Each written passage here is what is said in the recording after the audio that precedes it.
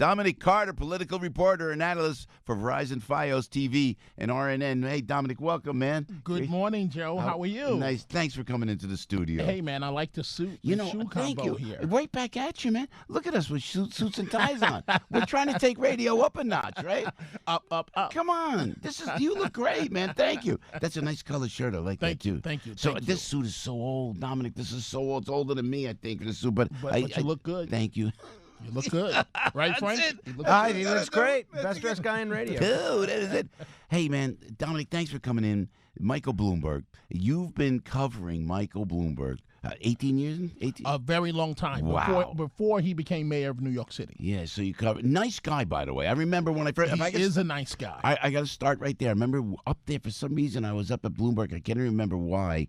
He came out. He initiated the open kind of office where everything was open, including his own office. That's like right. that. Good memory, Joe. Right? He was the guy. And open space, and all of his employees sit in the open space, and he feeds them and so on. Yeah. It was really. Wow. Who was this guy? And he was very, very humble. So here he's been flirting about running for president. Here he is. Give us your thoughts from observing Michael Bloomberg all these years. Well, I have consistently said, as it relates to Bloomberg, don't sleep on this guy. You can't just throw the tag at him of a billionaire that's just trying to buy his way into office.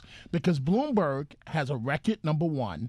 Number two, most reasonable people, when you get to meet him and talk to him, Joe, as you just concluded, he does come across as a regular guy, as hard as that is to believe, for someone that's worth $54 billion. And I am telling you, this guy has a shot at the nomination. Now, yes, Joe, there are liabilities, there are some issues of concern, but he's got as good a shot as any of the other candidates that are running. Yeah. I can't imagine Joe Biden's going, bring it on. And I can't imagine what he's feeling. But how do you think it works? So he goes in, he does Mike Bloomberg does a $35 million ad buy. That's right. You think people get swayed by these things? Because you got to have more than that, don't you? You have to. Here's what I want you to consider. Except for the other businessman that's in the race, all the Democrats combined haven't spent $35 million on television. He did with one day. So I want you to think about that, Joe. Bloomberg did it with just one day. All candidates, when they come into a race, you've got to introduce yourself before you go on the attack. And his money is one of the reasons why I say that he's no joke. Because Bloomberg is someone, you have a lot of wealthy candidates that will talk about spending money, and then ultimately they don't spend it. Every dime that Bloomberg says he's going to spend, guess what? His history shows he's going to spend it. In his campaigns for mayor, right? The third term was he overturned term limits, right? He was able to overturn the law. Yeah. He spent according to the New York Times, $268 million.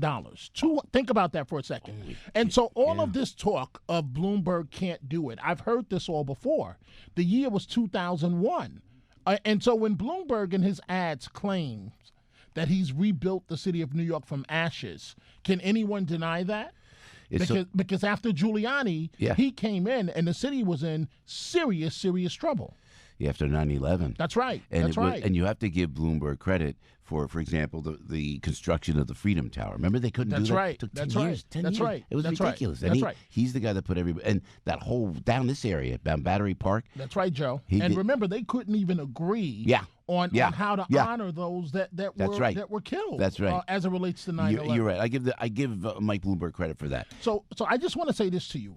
Do any of us remember the names Fernando Ferrer, Mark Green? Yeah, sure. You remember the names, but one job that they never had was mayor of New York. And that was because of a guy called Mike Bloomberg. Those guys, Ferrer and Green, destroyed each other in the Democratic primary, battling. Right. And Bloomberg came in as a candidate who could unite the city and never looked back and went on to 3 terms. I am telling you, I predicted Bloomberg would be mayor the first time. I was right. I predicted Trump would win the presidency. I was right. I am telling you that Michael Bloomberg, forget stop and frisk for a second, forget Me Too and the questions he's going to have to answer.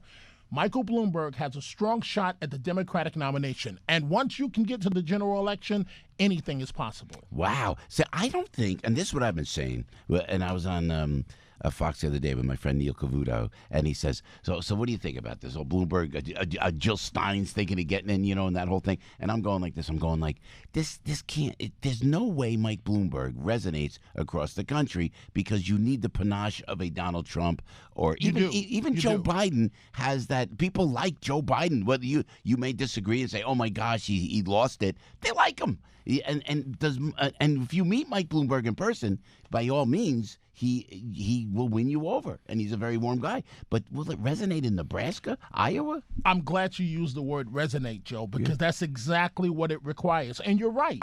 Biden has that factor a little bit, and certainly President Trump has it. The ability to connect, resonate, and his critics can say whatever they want. He is among the best, that is President Trump, with resonating with Americans. Now, I am telling you that perhaps that's one of Michael Bloomberg's liabilities. That is, until you get to know him on a personal level, he comes across as a little stiff. Some say boring and so on. I am telling you, his money, in terms, look at what he's doing in week one. In terms of the advertising. So now spread that out over the course of a campaign where he's going to focus on the 12 states for Super Tuesday, including California and Virginia and so on. He already has goodwill in Virginia with the state leaders there, and McAuliffe, the former governor. Frankie says that's why the legislature all went Democratic. It was Bloomberg's money that made that happen. And that's why Frank Morano is the man, because I am telling you that Frank knows what he's talking about. Bloomberg's money played a major role in the legislature switching after all of these years to go from Republican to Democrat in Virginia. And I'm telling you, this guy, I've been at private functions with him in Los Angeles. And Joe, I'm not saying that it's all about the media, and I'm not saying that it's all about the money, but I want you to think about this for a second. At a party I attended, I went to a party he threw in Los Angeles and in Philadelphia. This guy, what's the big restaurant in L.A.? What, Spago? Spago, right. He rented out the entire restaurant for the night. Not just a room. He rented out the entire restaurant to showcase and interact with the media. It's not all about the media, but I am telling you, this guy's money can open doors where few candidates have been able to do so. And when Biden says bring it on, do you really think he means that? No. I think they're shaking in their boots. Yes. I really do. He doesn't with that. mean it. He doesn't mean Dominic it. Carter is a political reporter and analyst for Verizon, Fios, TV, and RNN. 8:34 with Joe and Dominic talking about Michael Bloomberg.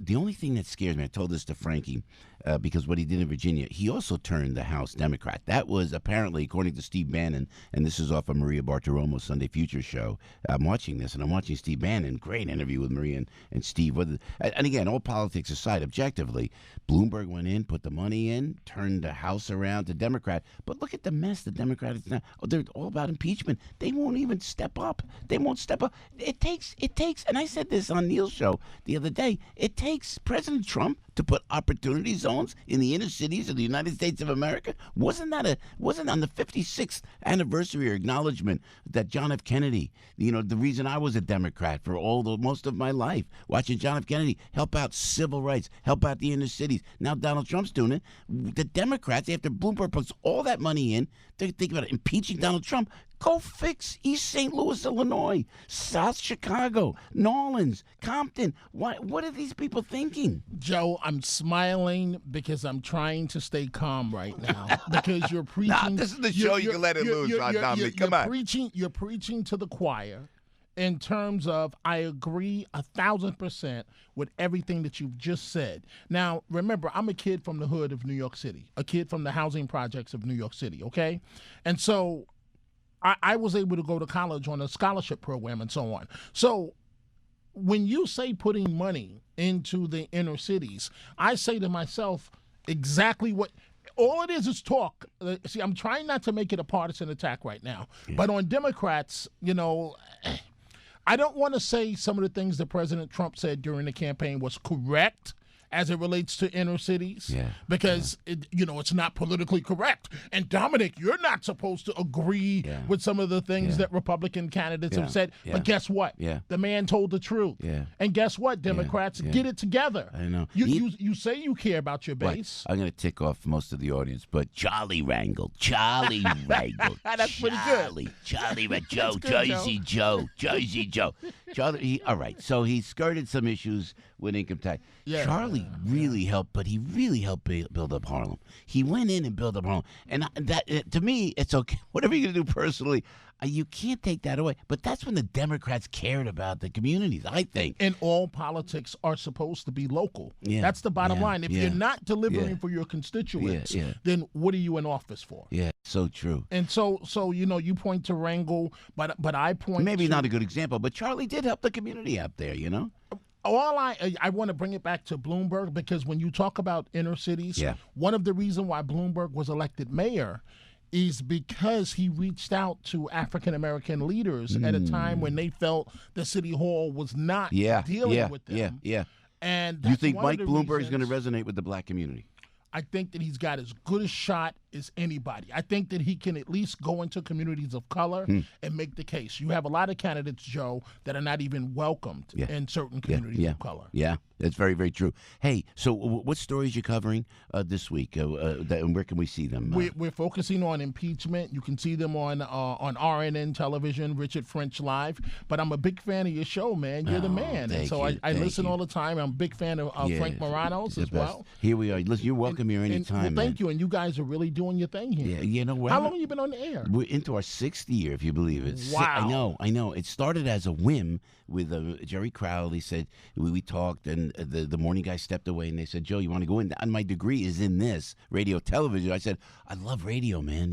Like just having this conversation with you." And you know what?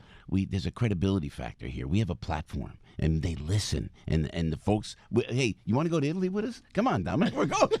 I say on the air, let's go to Italy. Boom! We sell out like this, and we're in Italy together. I'm telling you what, it's a beautiful thing. It's a great family here, And what are you doing? You staying local for Thanksgiving? Are you staying local for Thanksgiving? I'll be here. What are you guys doing? I know we're short on time right now. No. What are you guys doing? Jersey, baby, lasagna, grandma. Boom, that's it. Really? Come on, that's it. Oh yeah, man, no turkey in my house. It's all about lasagna. My eggplant lasagna. The turkey doesn't even show up like that. And what does it taste like? Does it taste like regular lasagna? Well, my mom's lasagna. I can't eat any other lasagna except my mom's lasagna. Really? Oh yeah, you kidding me? The only thing he actually eats besides French toast and grilled chicken. They bust my chops because I don't. I taste a little something here. He crumbles up a brownie, Dominic, and takes a morsel that like an ant would grab for the whole and eats and goes, but delicious. I have to tell you, I don't know what he's tasting. Dominic, my mom's lasagna in front of me. Scoff it right down. The whole thing, man. I'll tell you. Really? Yes, cheese and everything. And then when he's done, he goes, Mom, I'm going downstairs to work out. And he works out for an hour and a half. And no lasagna. Really? Really? No, not really. All right, a half hour. Kind of. Yeah. There's some credence. Hey, Dominic, you're welcome here anytime, man. Be part of the team. It's an know honor what? to be on the show. No, Thank you. it's an honor to have you here, man. I love your spirit, and I love your insight to it. And it'd be very interesting to see. Watch Bloomberg. Oh, man. Look at you. Look at you. All right. Remember, send the tape. Pull this tape up. Watch 6 months from now. Watch Bloomberg. Yeah, thank you, Frankie Five Boroughs, for bringing Dominic in. We appreciate it. Dominic Carter right there.